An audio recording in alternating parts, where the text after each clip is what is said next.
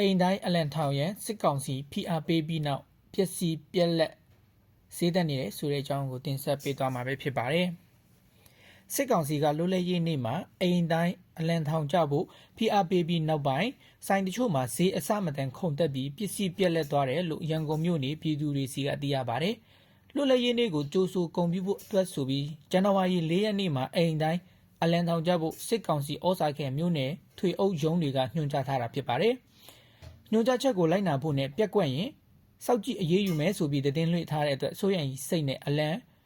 လိုက်ရှာဝယ်တာတွေရှိနေတယ်လို့တချို့ဆိုင်မှာလက်ကျန်မရှိတော့တဲ့အထိဖြစ်လာတယ်လို့တင်ကန်းကျွန်းမြို့နယ်မှာ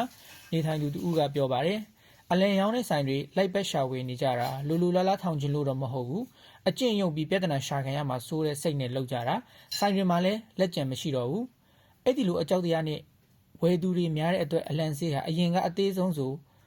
ကျက်3000ဝန်းကျင်လောက်ရှိရာကနေကျက်1000နီးပါးလောက်ထိခုန်တက်သွားတယ်လို့ကိုတိုင်ဝယ်ယူခဲ့သူတွေကဆိုပါတယ်။အိမ်တိုက်ခတ်နဲ့ဆိုင်ခန်းဖွေးထားသူတွေအပြင်စိုက်ကဘေးသွဲနဲ့ဆိုင်ကယ်ကယ်ရီမောင်းသူတွေကပါအဖမ်းမခံရအောင်လိုက်ရှာဝယ်ပြီးတက်ဆင်နေကြရတာလို့သိရပါတယ်